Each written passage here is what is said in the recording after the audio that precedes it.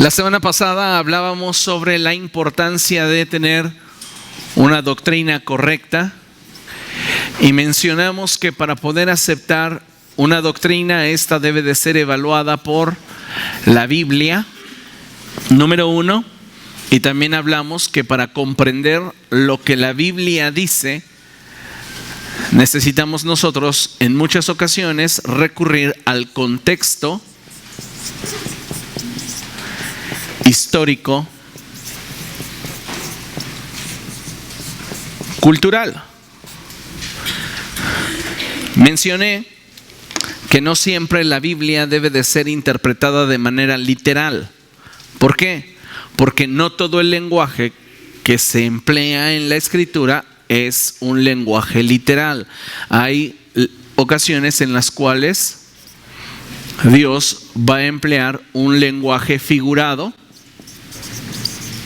para expresarnos verdades que son muy amplias y que solamente a través de este lenguaje podemos llegar a comprender. Entonces, encontramos en la Escritura pasajes que nos dan una instrucción de manera literal. Ama a tus enemigos. Esta es una expresión literal. Pero si tu ojo te es ocasión de caer, sácatelo. Es una expresión figurada. ¿Me explico? Entonces en la Biblia vamos a encontrar expresiones que aludan a un lenguaje o una expresión literal o una expresión figurada. Para comprenderlo o para descubrirlo, tenemos nosotros que analizar el pasaje a la luz del contexto de las Escrituras. Por eso es necesario que conozcamos la Biblia. ¿Para qué?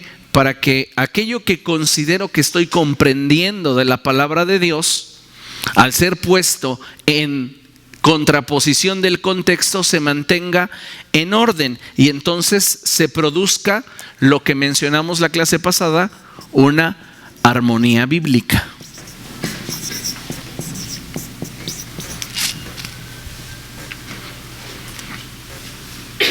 Que no es otra cosa sino el tener el concepto de Dios en claridad a lo largo de toda la Biblia. Amén. Ahora bien, va a haber pasajes de la Escritura, y ya analizamos algunos la sesión pasada, que para su correcta comprensión y entendimiento requeriremos analizar el contexto histórico-cultural en el cual este fue escrito, partiendo del hecho de que entendemos que cuando la Biblia fue inspirada para que nosotros como seres humanos camináramos a la voluntad de Dios, fue establecida no solamente dándonos mandamientos,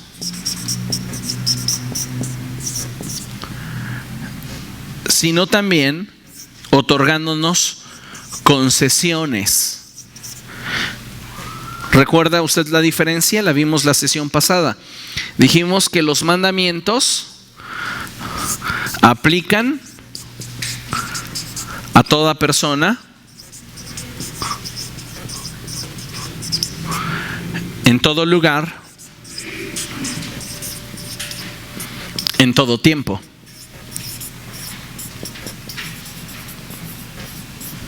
No matarás. Es un mandamiento.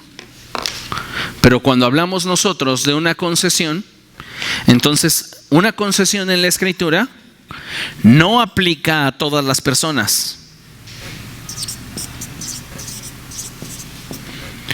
No aplica en todo lugar.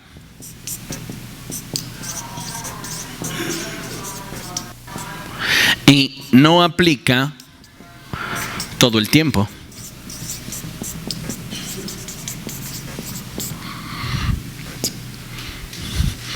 Un ejemplo, Pablo dice: a los jóvenes no tengo ningún mandamiento en específico, pero les doy mi consejo como quien ha hallado gracia delante de Dios. Bueno le es al hombre que se case. Pero si no se casa, hace mejor. Lo está hablando el apóstol. ¿Es un mandamiento entonces que los jóvenes no se casen? No. Lo que él está diciendo es que de acuerdo al plan o al propósito de Dios para tu vida y a ese entendimiento, actúa. Teniendo en claro que la casada ya no puede agradar solamente al Señor, tiene también que agradar a su esposo. Y el hombre casado ya no puede servir solamente y plenamente al Señor, tiene también que agradar a su mujer. Y él dice, ustedes deben de saber que dentro del matrimonio existen momentos de dificultades, momentos de grandes fricciones, y yo lo único que pretendo decirles es que pudieran evitárselas. Pero si ustedes están convencidos de que lo que necesitan es una pareja, adelante, no pecan. Es una concesión, no un mandamiento. Entonces, cuando vemos la Escritura y analizamos la doctrina desde esta perspectiva, muchas cosas cambian. Porque si nosotros comenzamos a ver la doctrina desde una perspectiva en la cual todo lo que la Biblia dice es literal y todo lo que la Biblia dice es un mandamiento, formamos un espíritu legalista con el cual no vamos a poder ni nosotros mismos. Pero si nosotros, por el contrario, consideramos que la Biblia todo es en sentido figurado y todo es concesión, te convertirás el más libertino de todos.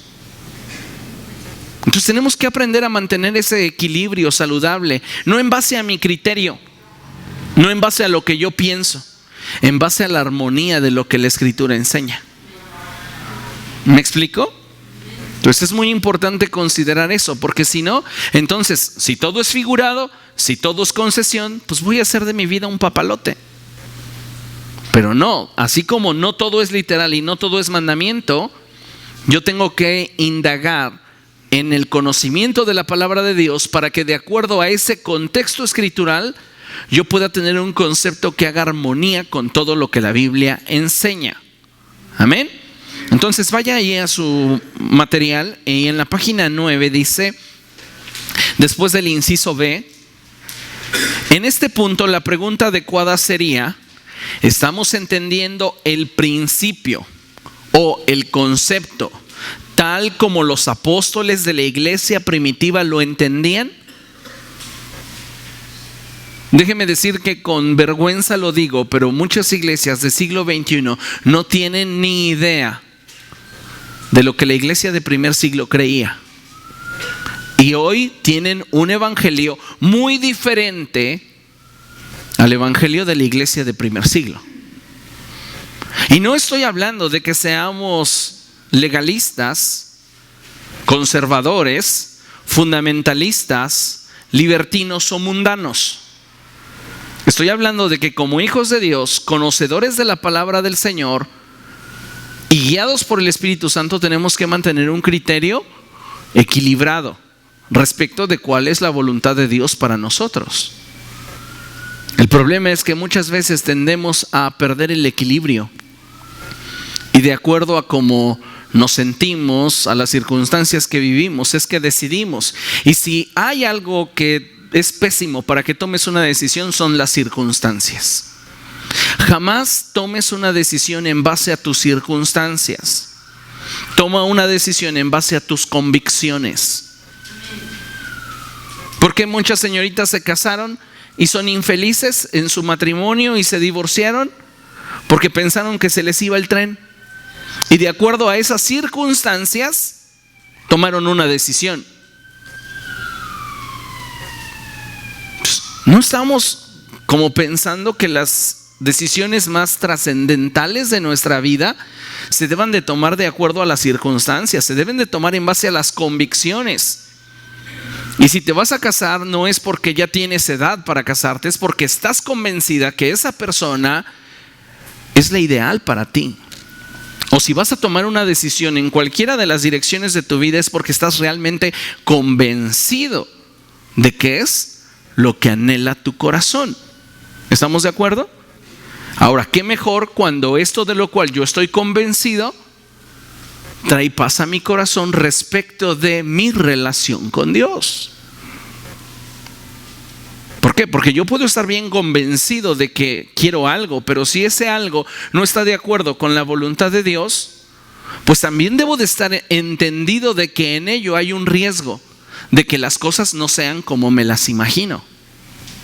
Y si yo no tengo convicción de eso, el día de mañana van a pensar que me vendieron piñas, cuando en realidad quien decidió fui yo. Sí, les decía yo en ocasiones atrás, el único que puede quejarse y decir la mujer que me diste fue Adán. De allí en fuera ninguno. Tanto ustedes mujeres como nosotros hombres los escogimos, las escogimos. ¿Ok? Entonces, qué importante, amados hermanos, es que lleguemos y nos esforcemos por llegar al mismo entendimiento de la palabra de Dios, de la doctrina que había en la iglesia de primer siglo. Hoy día la gente está vendiendo la salvación. Muchas congregaciones están cayendo en ese mismo rollo. Pacte, de acuerdo a como usted pacte será su milagro. ¿Dónde la Biblia enseña eso? De acuerdo al tamaño de su ofrenda será la respuesta de Dios. Hay iglesias que venden certificados de salvación. Usted déles 20,000 pesos y le garantizan que es salvo por un año. Por favor, si la Escritura no nos enseña abiertamente y claramente estas supuestas enseñanzas, no tenemos por qué abrazarlas. Tenemos que llegar a la misma idea, al mismo concepto que era aceptado por la iglesia de primer siglo. Continuamos leyendo. Doctrina bíblica y su validez en relación al tiempo, moda y época. Escuche, la sana doctrina no cambia, dado que su origen es la palabra de Dios. ¿Cuántos de ustedes vivieron en la época de los 70s, siendo jóvenes? Seguramente. ¿A cuántos de ustedes en algún momento, o quizá algunos de ustedes ya mayorcitos, tuvieron la oportunidad de ponerse un pantalón acampanado? ¿Ya? Eran la sensación. ¿Esos eran unos zapatos? Era la sensación, pero hoy la moda, ¿qué pasó? Cambió. Es lo mismo que el Señor Jesucristo dijo cuando Él declaró: el cielo y la tierra pasarán. Es decir, todas las cosas en la vida están sujetas a cambio. Por eso es que no puedes tomar una decisión en base a tus circunstancias. Tienes que tomar una decisión en base a tus convicciones. Y si esas convicciones están fundamentadas en la palabra de Dios, entonces Dios te garantiza el éxito. ¿Por qué? Porque el cielo y la tierra pasarán, pero las palabras de Dios jamás pasarán. Entonces, de modo, dice aquí nuestra enseñanza, de modo que la doctrina bíblica debe de estar por encima de la moda. Y cuando hablo de la moda, no hablo de la moda como muchos la conceptualizamos, en un atuendo, en una prenda, en una forma de maquillarse o en una forma de peinarse. Cuando hablo de la moda, estoy hablando de aquella conducta, de aquella forma de pensamiento que está predominando en la sociedad. ¿Ok? ¿Entendemos eso? Bien. La costumbre o la tradición. Hay tres cosas sobre las cuales la Biblia debe de ser establecida como máxima autoridad en nuestra vida. Y la primera de ellas, ya la mencionamos, es la moda. Entonces, la Biblia debe de ser para mí una fuente ineludible de autoridad respecto de la moda. 2, la costumbre. Y 3, ¿qué dice ahí? Las tradiciones.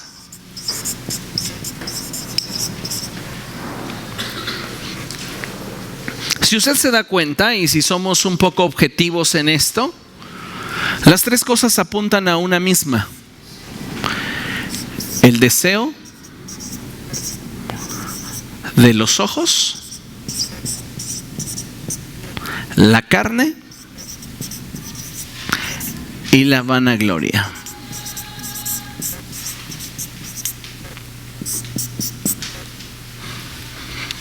La Escritura dice: no amen al mundo, ni nada de lo que hay en él, porque el mundo pasa con sus malos deseos.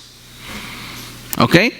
No amen al mundo, porque el deseo de los ojos, el deseo de la carne y la vanagloria de este mundo no proceden del Padre, sino del mundo. El mundo pasa con sus deseos. Deja de ser moda. Y si deja de ser moda, se afecta la costumbre. Y si logramos trastornar una costumbre, terminamos con una tradición. Pero el que hace la voluntad de Dios permanece para siempre. Entonces, para tener una vida equilibrada, yo debo de establecer a la palabra de Dios como mi máxima norma de fe y conducta. No una moda, no una costumbre, no una tradición en mi sociedad, en mi círculo de desarrollo, sino que la Biblia debe de ser mi guía. Amén. La doctrina no caduca, ni se pone fuera de moda. La doctrina bíblica deberá considerarse en cada momento del caminar cristiano, porque a la luz de esta es que podemos comprender mejor el propósito de Dios para el ser humano. Todos en la vida, amados hermanos, transitamos por una senda llamada vida, que tiene como finalidad ideal colocarnos dentro del propósito de Dios. Hay un propósito para tu vida. Hay un porqué. Pero si nosotros comenzamos a tratar de vivir la vida de acuerdo a lo que está de moda, pensando que va a ser un atajo, pues puede ser que dicho camino nos lleve muy lejos de lo que en realidad era el propósito de Dios para nuestra vida. Puede ser que la costumbre me aparte de lo que Dios había determinado para mí desde que yo estaba en el vientre de mi madre. Porque la Escritura enfatiza que mi embrión vieron sus ojos. Y aún ninguno de mis días había visto la luz cuando ya Dios había determinado muchas cosas en mi existir. ¿Como cuál? Como vivir dentro de una vida abundante. Una vida llena de paz, de gozo, una vida en la cual tuviéramos como meta servir a Dios y servir al prójimo y ayudar a aquellos que en torno a nosotros están. Esa es una vida con propósito. Pero muchas veces la moda, la costumbre o las tradiciones nos apartan de esa verdad. Dice la Escritura que hay caminos que al hombre le parecen rectos, pero su final acaba por ser un camino de muerte, destrucción. Entonces necesitamos nosotros darnos cuenta que para no perdernos de esa dirección que apunta al propósito de Dios en mi vida, yo necesito cercar mi caminar con doctrina.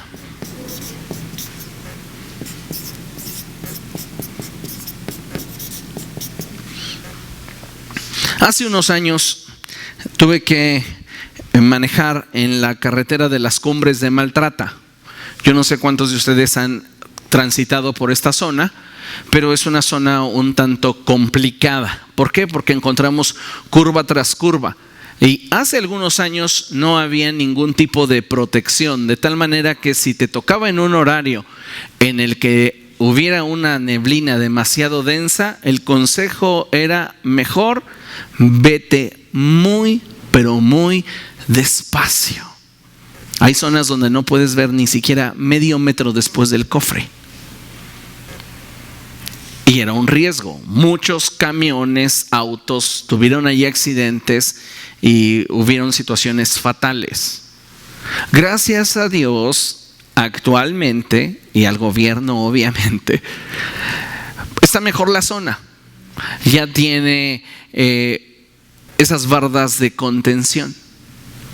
¿Sabes lo que es para nuestra vida semejante a una barda de contención? La doctrina. La doctrina te va a ayudar para que no te vayas al despeñadero. Pero tenemos que conocerla. Y tenemos que partir del hecho de que la doctrina no cambia. Si alguien llega a ti, dijo el apóstol Pablo, diciéndote que tiene una nueva revelación y te predica un evangelio diferente del que has recibido, el tal caiga bajo maldición. ¿Por qué?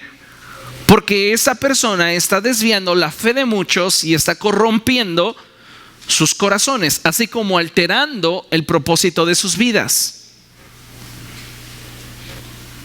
En este sentido es que entonces nosotros debemos de considerar que la doctrina debe de ser bíblica. Ya lo habíamos mencionado en la clase número 1, recordémoslo. La doctrina debe de ser bíblica. 2, debe de ser cristocéntrica. Y 3, debe de ser reformada. Bíblica, es decir, debe de tener armonía con todo lo que la Biblia dice. Les pongo un ejemplo, la doctrina que sustentan los mormones. ¿De quién la recibieron? De un ángel, el ángel Moroni. Y él les dio la revelación de lo que hoy es su evangelio. Les acabo de citar a Pablo en Gálatas. Si alguien o un ángel del cielo les predicara un evangelio diferente que este, no lo acepten. Pero ¿cuál es el punto? Que ellos van a tomar algunas porciones de la Biblia para sustentar sus dichos. El punto aquí es que su enseñanza ya no es cristocéntrica y tampoco es reformada. Aunque esa enseñanza presuma de ser bíblica, no puede ser aceptada. ¿Por qué? Porque no cumple con los otros requisitos que son necesarios para poder considerar que esta enseñanza es tan pura y es tan genuina como lo fue en el primer siglo. Cuando me refiero a cristocéntrico, significa que el propósito de cada enseñanza será revelarte el corazón de Dios a través de la máxima revelación de Dios a los hombres, Cristo. Y cuando hablo de que debe de ser reformada, estoy apuntando a que toda enseñanza debe de tener el espíritu de la reforma que se dio con Martín Lutero. ¿Por qué? Porque él, como lo expliqué en la primera sesión, es un hombre que estuvo determinado a recuperar el espíritu de las escrituras que prevalecía en el primer siglo y que para el siglo en el cual él comenzó su movimiento de reforma se había perdido. Entonces tenemos que retomar el origen de la doctrina. Por eso la palabra de Dios a través del profeta Jeremías dice cosas como estas: pregunten por los caminos y vuelvan a la senda antigua. ¿A qué se refiere? Pues al hecho de que nosotros volvamos a aquellos principios fundamentales que van a mantener nuestra vida en el camino hacia el propósito de Dios. Amén. ¿Cuál debe de ser la actitud del creyente ante la doctrina bíblica? ¿Cuál debe de ser tu actitud, mi actitud? Mire, vamos a leerlo y nos vamos a dar cuenta si realmente estamos teniendo la actitud correcta hacia la doctrina. Dice: como hijos de Dios debemos de conocer, entender, valorar y aplicar los principios de doctrina manifestados en las Escrituras. ¿Qué es lo que yo tengo que hacer con la Biblia? Con la doctrina. Pues 4 cosas. Lo primero es conocer. Después, entender. después valorar y después aplicar. ¿Por qué? Porque si yo no conozco la doctrina, pues simplemente estoy caminando en ignorancia, estoy caminando en oscuridad. Ahora, si yo conozco la doctrina, pero no la entiendo, pues lo único que estoy haciendo es teniendo información que no me lleva a ningún lado o a ningún lado correcto. Si yo conozco la doctrina, la entiendo, pero no la valoro, la voy a menospreciar. Y si la menosprecio, voy a terminar por apartarme de ella. Entonces yo tengo que conocer la doctrina, entender la doctrina, valorar la doctrina y aplicar la doctrina. El apóstol Santiago dice que no se considera justa a una persona por escuchar la ley de Dios, sino se le considera justa por ponerla por obra.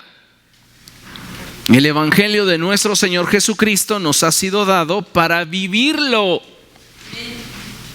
no para que lo conozcamos. Hay personas que están tan afanadas por conocer más que los ves inscritos a cuantos cursos bíblicos existan. Y no está mal que querramos conocer más, no está mal que querramos aprender más. El problema está cuando no trascendemos del conocimiento, cuando no vamos más allá del simplemente tener más información. ¿Por qué? Porque puede ser que yo conozca, pero mientras que esto no se convierta en carne en mi corazón, no lo voy a valorar y mucho menos lo voy a vivir. Hoy día muchas personas pueden leer su Biblia, tener devocionales, orar y ejercer un ministerio, y sus vidas son completamente ajenas al propósito de Dios. ¿Por qué? No porque la doctrina que estén recibiendo o estén entendiendo sea incorrecta, sino porque la realidad es que están teniendo problemas en estas dos áreas: valorar y aplicar. Un día se acercó a Jesús un hombre que lo conocemos solo como el joven rico. Y él le dijo a Jesús: maestro bueno, ¿qué debo de hacer para heredar la vida eterna? Y Jesús le dijo: pues guarda los mandamientos, ya los conoces. Y ese hombre respondió y dijo: todo esto lo he hecho desde mi juventud. Jesús, mirando el corazón de ese hombre, pudo discernir su verdadera necesidad. Y Jesús le dijo: una sola cosa te falta. Y él le dijo: dime, ¿qué? Ve, vende todo lo que tienes, dáselo a los pobres y sígueme. Este hombre, dice la Escritura, que tenía muchas riquezas. Y él, triste, se apartó de Jesús. Este hombre se apartó no porque valorara más su riqueza que la verdad. Se apartó porque no supo valorar la verdad. Verdad que conocía, verdad que entendía, pero que no podía aplicar. Porque había algo en su corazón que estaba ocupando el lugar que Cristo quería ocupar. Ahora, la Escritura emplea expresiones como estas. En ese mismo pasaje, el Señor Jesucristo dice: qué difícil es para los ricos ser salvos. Es más fácil que entre un camello por el ojo de una aguja a que un rico se salve. Si somos nosotros de la corriente literal, nos imaginamos la aguja de la abuelita, ¿verdad? Hijito, ensártamelo. Ensártame el hilo en el ojo de la aguja. En el contexto histórico cultural, debemos entender que Jerusalén era una ciudad amurallada. Ellos siempre han estado en conflicto y seguirán en conflicto. Y había 12 puertas en torno a la muralla. Y la Escritura nos enseña que de tiempo en tiempo, en cuanto a la costumbre, estas puertas se cerraban. Supongamos que estaban abiertas de 9 a 6. Eran las 6:30 y llegaba un hombre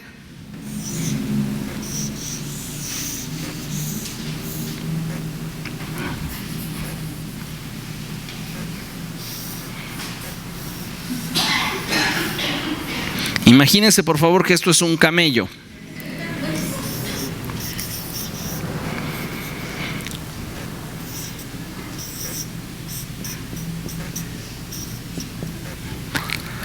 El hombre llegaba con su riqueza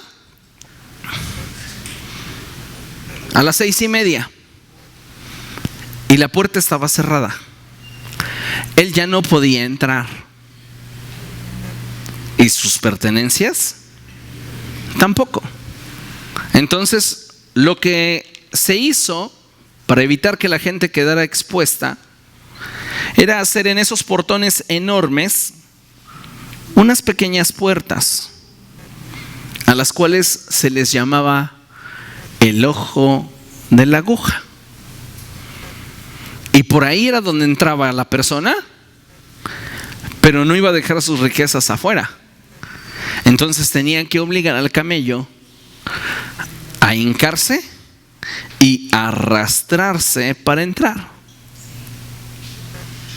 Es a lo que Jesús se está refiriendo. No a ensártame esta aguja.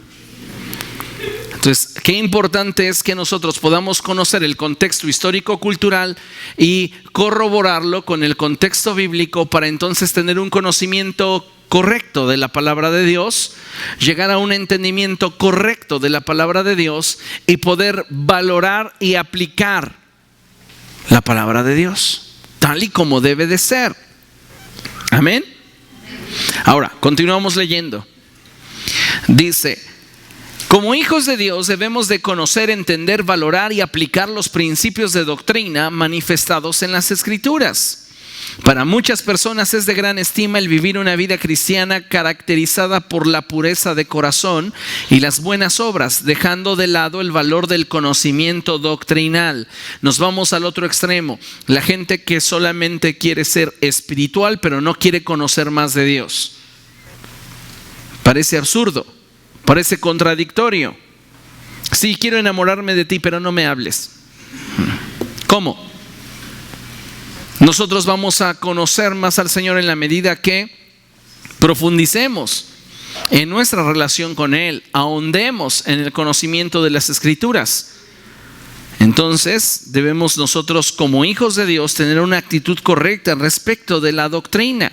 Mientras más de la doctrina usted conozca, más conocerá el corazón de Dios. Fíjese lo que continúa diciendo. Pero es muy importante reconocer que no lograríamos alcanzarlo plenamente sin el conocimiento de la doctrina cristiana. Entonces, si queremos conocer a Dios, necesitamos profundizar en el conocimiento de su palabra. Amén. Veamos lo que dice la Escritura en 1 de Timoteo, capítulo 4, verso 16. 1 Timoteo, capítulo 4, verso 16.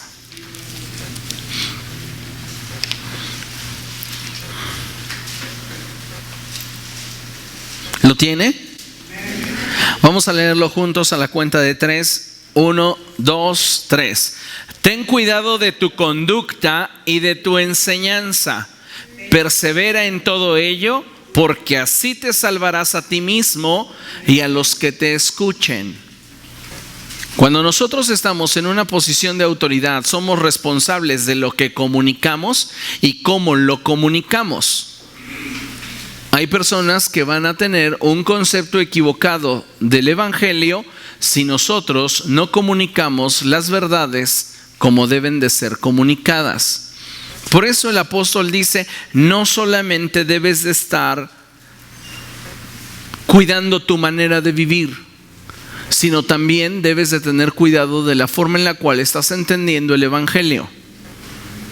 Porque de esta manera te vas a salvar a ti y a los que te escuchen. Tenemos que ser celosos, sí, de nuestro estilo de vida, pero también de conocer cabalmente la doctrina de Dios. la palabra del Señor. No es posible que cristianos puedan ser evaluados respecto de su conocimiento escritural y reprueben. A ver qué pasaría si ahorita les hiciera un examen de la Biblia. No sería muy aceptable que usted reprobara. Mayormente si lleva un mes en el cristianismo, no sería aceptable, porque en un mes alguien que ha nacido de nuevo tiene un hambre por la palabra impresionante y entonces empiezan a leer mucho y a buscar más de Dios.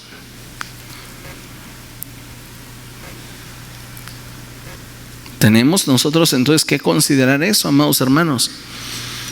Ser celosos de nuestro estilo de vida, pero también celosos de la enseñanza, la doctrina. Otra cita, segunda a los Tesalonicenses 2:15. Dele la vuelta a la página. Segunda a los Tesalonicenses 2:15 dice la palabra de Dios: así que, hermanos, sigan firmes y manténganse fieles a las enseñanzas, a la doctrina que oralmente o por carta les hemos transmitido. Recuerde que hemos dicho que la doctrina moldea nuestro estilo de vida. Si yo tengo una doctrina light, mi estilo de vida será ligero. Si yo tengo una doctrina legalista, mi estilo de vida será legalista. Y voy a condenar a todos los que no hagan lo que yo hago. Pero si yo tengo una doctrina saludable, mi estilo de vida será equilibrado.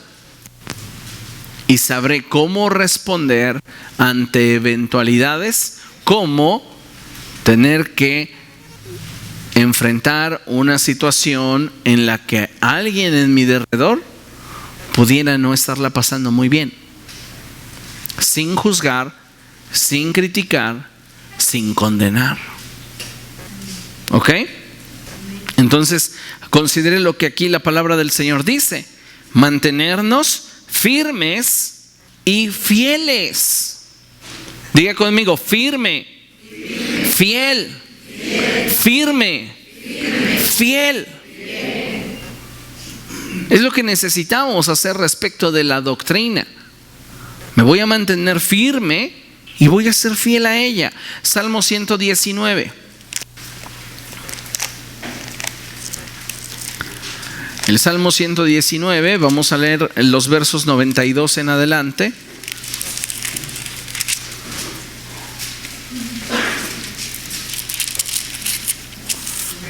Dice la palabra del Señor: si tu ley no fuera mi regocijo, la aflicción habría acabado conmigo.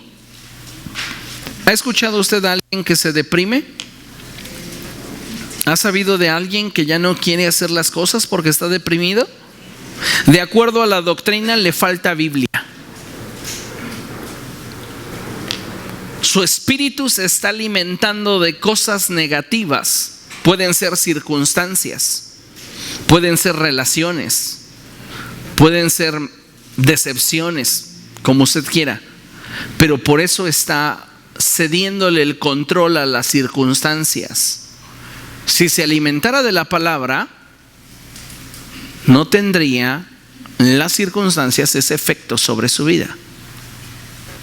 Si tu ley no fuera mi regocijo, si en tu ley yo no me deleitara, la aflicción, las crisis, los problemas ya habrían acabado conmigo.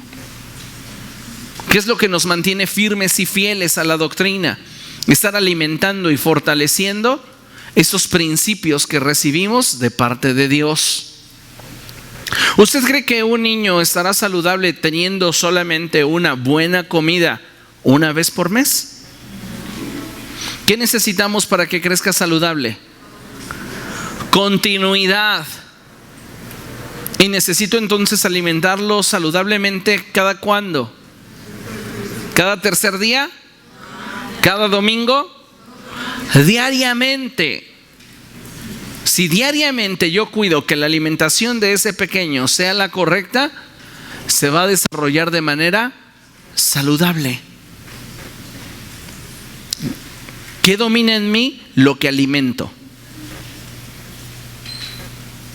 ¿Te está dominando la tristeza? Le estás alimentando. Porque no estamos como hijos de Dios exentos de enfrentar situaciones adversas. Enfrentar dificultades y que éstas de alguna manera emocionalmente nos turben es natural. Pero que te dominen es opcional. Tú determinas qué te va a dominar. Por ese motivo es que debemos de tener mucho cuidado con qué estamos alimentando en nuestro corazón. Verso 94 dice: sálvame, pues te pertenezco y escudriño tus preceptos. David está atravesando por un momento difícil en su vida y le dice a Dios: ayúdame, porque tú sabes que estoy tratando de pastorear mi alma con tu palabra. Va a haber momentos en los cuales en nuestra vida necesitemos de ese respaldo de Dios y que solo lo vamos a encontrar en Él. Los impíos me acechan para destruirme, pero yo me esfuerzo por entender tus estatutos. Mientras que hay mucha gente que está buscando la ruina de David, David lo único que le preocupa es comprender la mente de Dios, entender su voluntad, se mete a las escrituras. He visto que aún la perfección tiene sus límites, solo tus mandamientos son infinitos. Si la perfección tiene sus límites, pero los mandamientos de Dios son infinitos, podemos deducir que los mandamientos de Dios son más que perfectos. Son perfectos y lo que les sigue. ¿Comprendemos? ¿Sí? Sí. ¿Cuánto amo yo tu ley? Todo el día medito en ella.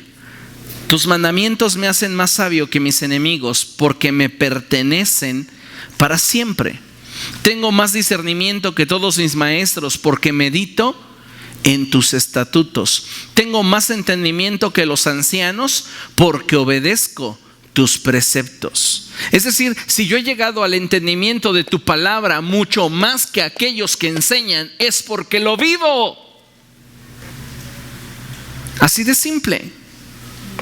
Usted no puede accesar a un nivel más alto de revelación si no está dispuesto a vivir lo que ya le fue revelado. ¿Comprende? Hay personas que tienen pequeñas revelaciones, pero no las ponen en práctica. ¿Cuáles son las revelaciones básicas de la vida de todo cristiano? Número 1, que en Cristo Jesús hay salvación. Número 2, que Él es Señor. Se quedan en la primera. Que Él me salve, que escriba mi nombre en el libro de la vida, que nunca me falte nada y pues adiós, que te vaya bien. Pero ¿cuándo Dios es Señor en sus vidas? Si Dios no es Señor en nuestra vida, créame, no hemos experimentado realmente la salvación. Porque cualquiera que sea salvo de veras, deseará con todo su corazón que el Señor sea Señor en su vida, que el Señor gobierne. No estoy diciendo que dejará de sentir luchas, pruebas, tentaciones, dificultades. No estoy diciendo eso. Lo que estoy diciendo es que su corazón estará dispuesto para que Dios comience a tomar el control de cada una de las áreas de su vida. Continúa la palabra de Dios. Aparto mis pies de toda mala senda para cumplir con tu palabra. No me desvío de tus juicios, porque tú mismo me instruyes. Cuán dulces son a mi paladar tus palabras, son más dulces que la miel a mi boca. De tus preceptos adquiero entendimiento, por eso aborrezco toda senda de mentira. Vemos en estos pasajes, en estos versos, el celo que David tenía por la palabra de Dios. Y sabe, es un celo que a veces como cristianos no tenemos. Y por ese motivo es que nuestra vida muchas veces se encuentra tambaleándose entre el propósito de Dios y las circunstancias. Muchas veces nuestra vida es solo el reflejo de las costumbres o las tradiciones que nos fueron heredadas de nuestros padres. Y por ese motivo no podemos valorar y mucho menos aplicar lo que la palabra de Dios nos enseña. Veamos otra cita más, Tito capítulo 2, verso 1.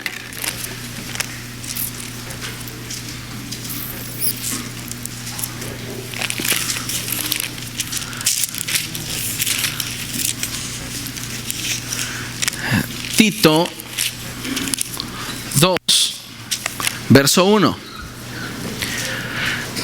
Dice la palabra del Señor: tú en cambio predica lo que va de acuerdo con la sana doctrina. Tú en cambio, en otras palabras, tú haz la diferencia. Tú al contrario que los demás. Si los demás están hablando de un evangelio ligero, de un evangelio donde la salvación puede ser comprada por dinero, de un evangelio donde haciendo labor social serás perdonado de tus pecados, pues déjalos que esos ciegos guíen a los ciegos. Pero tú que conoces y entiendes la doctrina, predica lo que va de acuerdo con lo que la palabra de Dios enseña. Amén. Fíjense, dice nuestro material a continuación: en relación a las falsas doctrinas, muchos creyentes prefieren mantenerse al margen de aquellos que las promueven y a su vez contaminan a muchos. Es muy importante reconocer que estas enseñanzas destruyen como gangrena y contaminan todo a su paso. Por tal motivo, no debemos mantener una actitud indiferente, subraye eso, actitud indiferente ante esta clase de enseñanzas, sino más bien descubrirlas en base al carácter y entendimiento de la voluntad de Dios. ¿Qué voy a hacer respecto de una enseñanza que está equivocada? Cruzarme de brazos y decir, bueno, yo sé que no es así y punto. Hay varias cosas que entrarían aquí dentro del aprendizaje de cómo confrontar una mentira desde la perspectiva de la ética. Yo creo que tenemos que movernos con sensibilidad, respeto y claridad. Y una de las cosas que debemos de considerar es si estoy en autoridad como para provocar un cambio. Si yo no estoy en autoridad como para provocar un cambio respecto de una enseñanza que se está comunicando de manera inadecuada, entonces yo no puedo tomar la iniciativa como para tratar de imponer la verdad. Porque entonces esa verdad que yo dijera quedaría como mal vista, aunque fuera verdadera. Entonces, si yo no estoy en autoridad, lo que debo de hacer es moverme en el círculo de autoridad en el cual puedo integrar la verdad. Le pongo un ejemplo para que sea más claro. Somos invitados a una congregación X. Usted llega a esa reunión y en la reunión el predicador, que no es el pastor, supongamos que es un invitado por ahí, no sé de dónde lo vieron, pero lo invitaron, se avienta una herejía. El Señor solo levantará en la traslación de la iglesia a los güeritos ojo azul. Ok, Él así lo dijo. ¿Estoy en autoridad como para levantarme y decir, lo que está usted diciendo es antibíblico? No, porque de entrada soy un invitado. Pero lo que puedo hacer es, en mi círculo donde me estoy desarrollando, externar mi punto de vista respecto de esa enseñanza. La persona que te invitó, las personas con las que te empiezas a relacionar, decirles, oigan, ¿recuerdan el punto que mencionó el predicador? Que en la traslación de la iglesia solo Cristo arrebataría a los güeritos ojo azul. Bueno, pues yo creo que la Biblia dice esto. Yo lo he entendido de esta manera. Pero el punto es no ser indiferentes. El punto al que quiero que lleguemos es que seamos celosos de la verdad y no apáticos. Porque muchas veces alguien dijo lo siguiente que me parece muy profundo y muy interesante. El problema no es que la gente mala haga lo malo, el problema es que los buenos no hacen nada. Y si nosotros estamos teniendo un conocimiento doctrinal que nos pudiera permitir traer luz al corazón de otros que están confundidos, pues deberíamos hacerlo. Pero muchas veces estamos queriendo evitar situaciones que nos confronten con otras personas para mantenernos en una paz fingida. Recuerden lo que dijo Jesús: bienaventurados los pacificadores.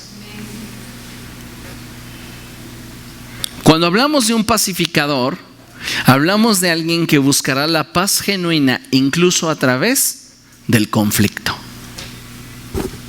Ese es un pacificador.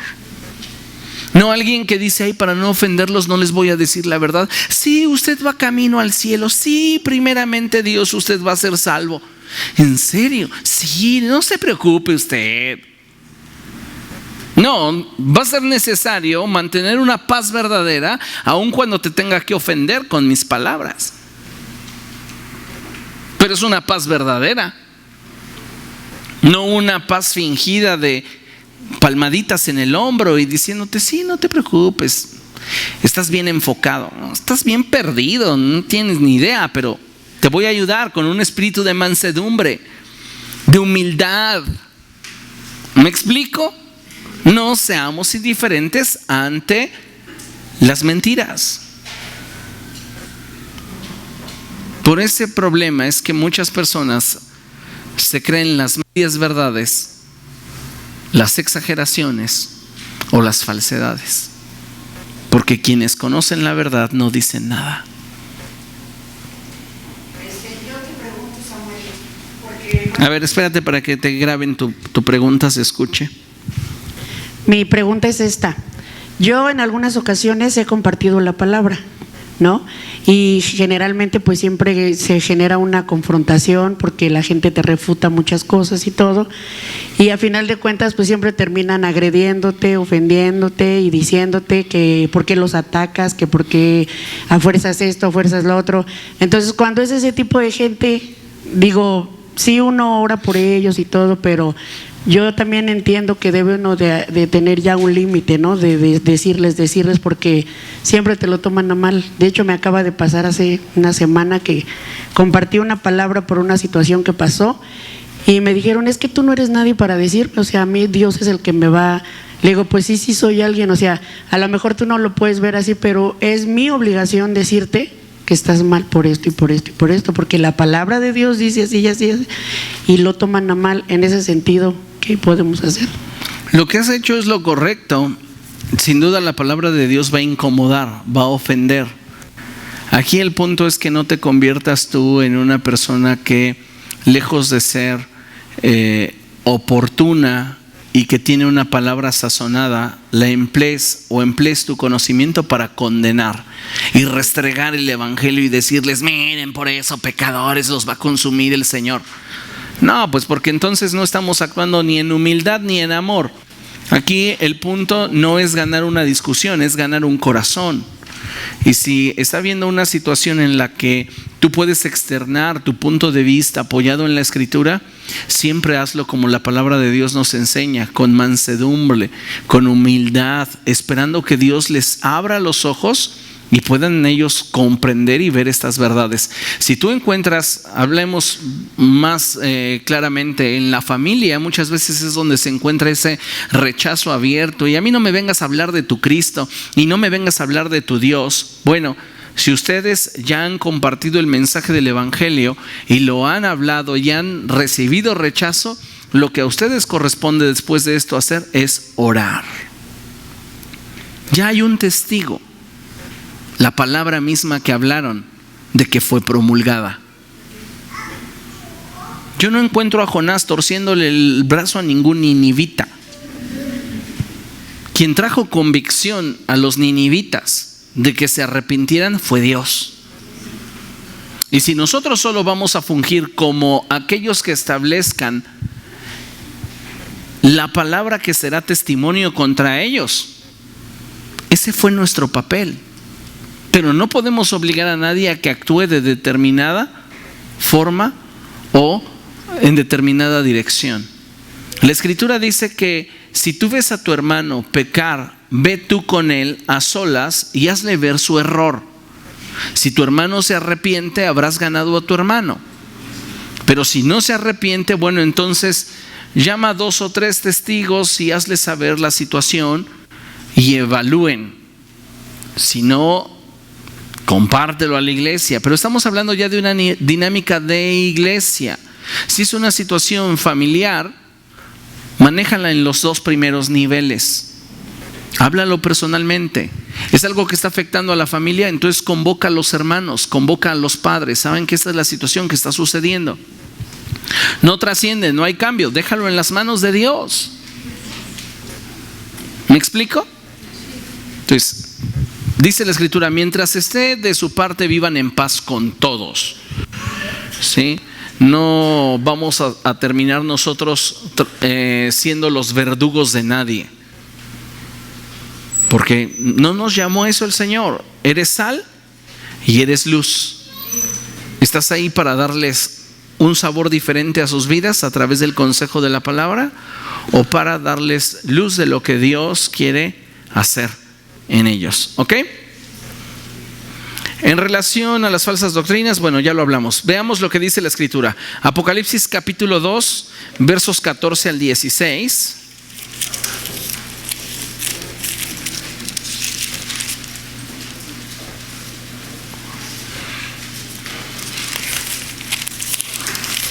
Regálenme unos minutitos más porque ya debería de acabar, pero quiero terminar con este pasaje para la próxima semana, que arranquemos ya con las doctrinas fundamentales. Nos vamos a divertir mucho. Apocalipsis 2, 14 en adelante, dice la palabra del Señor así: no obstante, tengo unas cuantas cosas en tu contra. El Señor le está hablando a la iglesia de Pérgamo y le dice: tengo algo contra ti. Y lo que tengo contra ti es que toleras ahí a los que se aferran a la doctrina de Balaam, el que enseñó a Balac a poner tropiezos a los israelitas, incitándolos a comer alimentos sacrificados a los ídolos y a cometer inmoralidades sexuales. Toleras asimismo a los que sostienen la doctrina de los nicolaítas. Por lo tanto, arrepiéntete. De otra manera iré pronto a ti para pelear contra ellos con la espada que sale de mi boca. Fíjese lo que el Señor está diciéndole a la iglesia de Pérgamo. Toleras. En otras palabras, eres indiferente. Y como iglesia del Señor no podemos ser indiferentes, amados hermanos.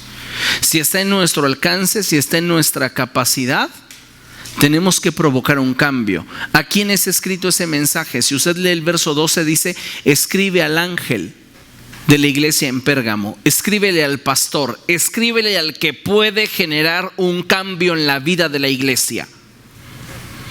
No le está diciendo: escríbele al que recién se empieza a congregar.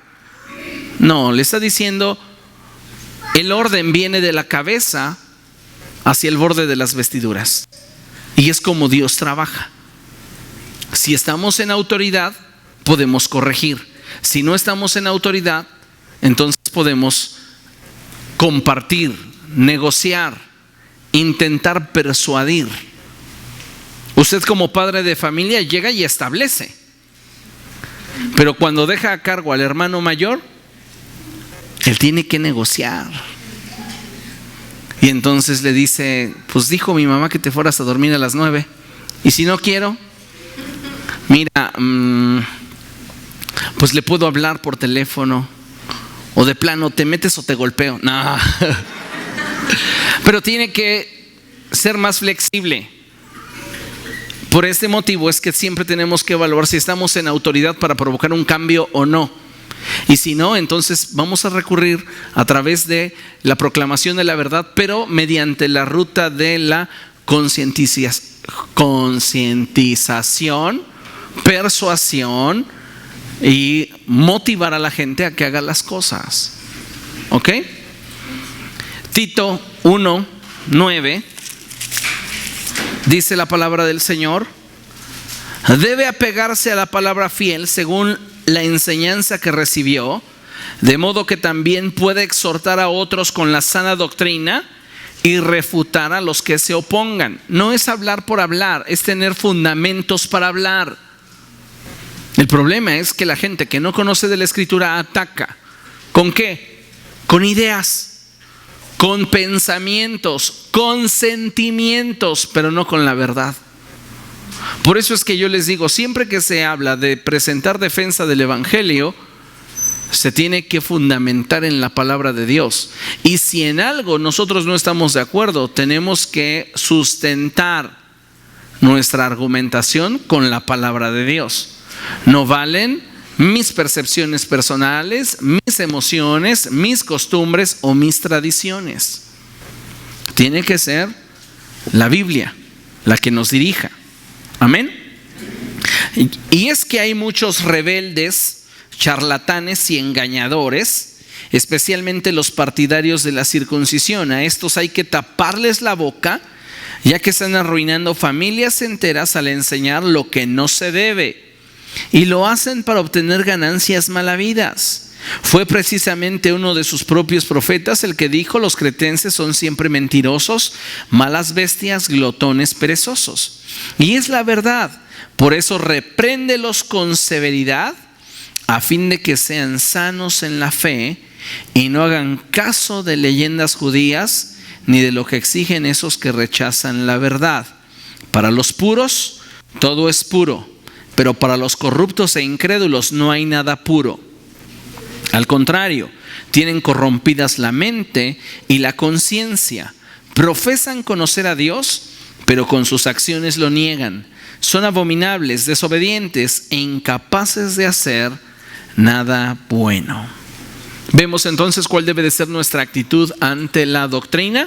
Debemos de conocerla, entenderla, valorarla, aplicarla. Y si yo la valoro, la voy a defender.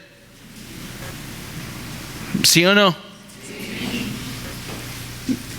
Tenemos nosotros que valorar la palabra de Dios, pero no la voy a saber valorar si no la entiendo. ¿Y cómo voy a entender aquello que no conozco? ¿Sí? ¿Cómo profundizar en la comprensión y estudio de la doctrina? Tal vez esa sea su pregunta. Bueno, ¿y cómo voy a conocer mejor la doctrina? Pues la respuesta es bien sencilla: escudriñando las Escrituras.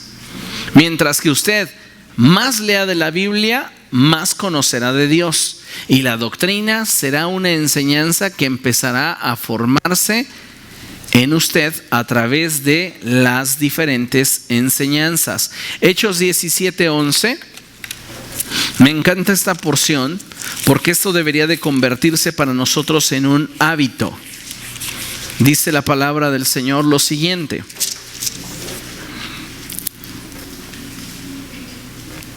la gente de Berea era de sentimientos más nobles que los de Tesalónica, de modo que recibieron el mensaje con avidez y todos los días examinaban las Escrituras para ver si era verdad lo que se les predicaba.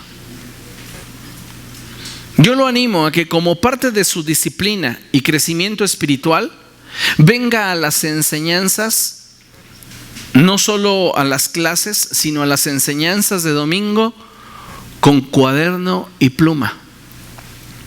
Tome notas y corrobore en su casa lo que se le enseñó con la Biblia. No hay un manualito que yo diga: es que no leas la Biblia, lee mi manual y ahí te explico todo. No, vaya a la Biblia y compruebe si realmente yo le estoy enseñando la verdad. ¿Me explico? Hagámoslo. Jesús enseñó que solo a través de las Escrituras es que podríamos conocerlo a Él. Y la Biblia nos enseña que a través de ellas es que Dios nos revela quién es y cuál es su voluntad y propósito para con el hombre.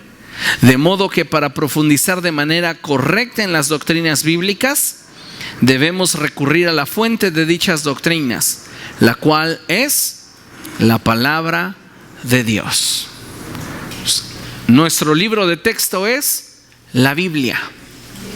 Y en base a ello vamos a dirigir todo nuestro caminar cristiano, todo nuestro desarrollo espiritual, todo nuestro fundamento de fe en la Biblia. Todo parte de la Escritura. Y si nosotros fundamentamos nuestra vida en la palabra de Dios, entonces podemos saber que nos dirigimos en la dirección correcta.